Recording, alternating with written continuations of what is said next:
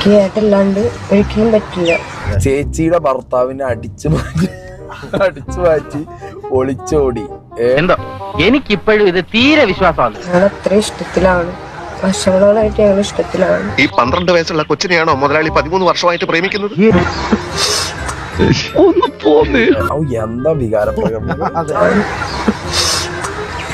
തിന്നോ അതങ്ങോട്ട്. ഞങ്ങളെ ആരും വരരുത്, ഞങ്ങൾക്ക് പിരിയാൻ പറ്റില്ല രണ്ടുപേർക്കും.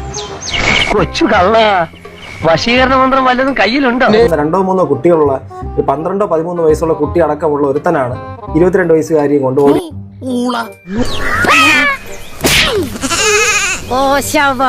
ഇപ്പോൾ അവളുടെ പുതിയ പാർട്ട് 2 വന്നിട്ടുണ്ട്.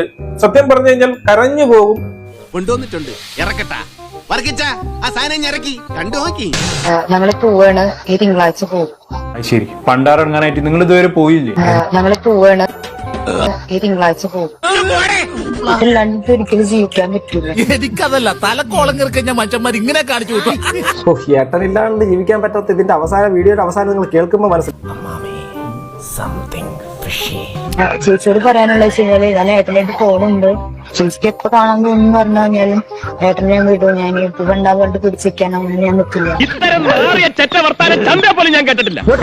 എന്റെ തലയിൽ കയറിയിരുന്ന് എന്റെ കണ്ണിന് എന്നെ മുളകുടച്ച് തേച്ചല്ലടാ നന്ദി. ചേച്ചിയുടെ ഭർത്താവിനെ ഞാൻ പിടിച്ചു വെക്കില്ല. ചേച്ചിക്ക് കാണാൻ ആഗ്രഹമുള്ളപ്പോഴൊക്കെ തിരിച്ചു തരും. ആ മനുഷ്യഹൃദയം കണ്ടോ? കണ്ടടാ അവളുടെ ആ മനസ്സ്, കണ്ടാടാ അവിടെ കണ്ടാ നീയൊക്കെ അവളുടെ ആ ഒരു ദയ കണ്ടാ. സ്നേഹമുള്ള രമണ, അതെനിക്ക് അറിഞ്ഞൂടെ.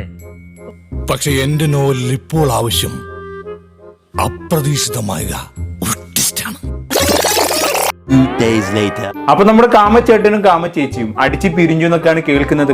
ഈ പ്രേമം ഒരു സ്റ്റണ്ട് പടം പോലെയാണ്. സൂക്ഷിച്ച് കൈകാര്യം ചെയ്തില്ലെങ്കിൽ പൊട്ടി പാളീസായി പോകും. പിന്നെ ഇവരുടെ അയൽവാസികളുടേതെന്ന് പറയപ്പെടുന്ന 2 ഓഡിയോ ക്ലിപ്പും ഇറങ്ങിയിട്ടുണ്ട്. അതിലൊന്നിലാണ് ഇവർ രണ്ടുപേരും അടിച്ചു പിരിഞ്ഞ കാര്യം പറയുന്നത്. ഈ കണ്ണോണ്ട് ഇയാൾ കണ്ട്, ഈ കാതോണ്ട് ഇയാൾ കേട്ട്. അവര് രണ്ടാളും തിരിച്ചു വന്നത് അതിൽ പൈസയൊക്കെ കഴിഞ്ഞിട്ട് ഫോണൊക്കെ വിറ്റ്. അപ്പൊ ഇവര് ഗുരുവായൂർക്ക് തിരിച്ചു വന്നിട്ട് ആൾക്കാരൊക്കെ വന്ന് കൊണ്ടുപോയി. അപ്പൊ ഫാമിലിത്തെ ആൾക്കാർ പറഞ്ഞു, അവളെ അച്ഛനമ്മയും എല്ലാവരും പറഞ്ഞു അവളെ ഇനി വേണ്ട, ഞങ്ങൾക്ക് ഇനി വേണ്ടെന്ന് പറഞ്ഞു. അവരിട്ടിട്ട് പോയി, ആ ചക്കിട്ടിട്ട് പോയി ചേച്ചിയുടെ ഭർത്താവ്.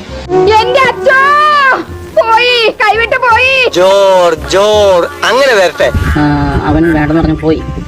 നാട്ടിൽ വരുന്ന മുമ്പ് തന്നെ ഇവിടെ വീട്ടിൽ വന്നപ്പോ അവരുടെ അമ്മേശൻ അവനെ കേട്ടിട്ടില്ല. ഈ വീട്ടിലകത്ത് കയറിയാൽ നിന്റെ കാലിയാ പറ്റും. അതിനു മുമ്പ് അച്ഛന്റെ കാല് ഞാൻ പിടിക്കും.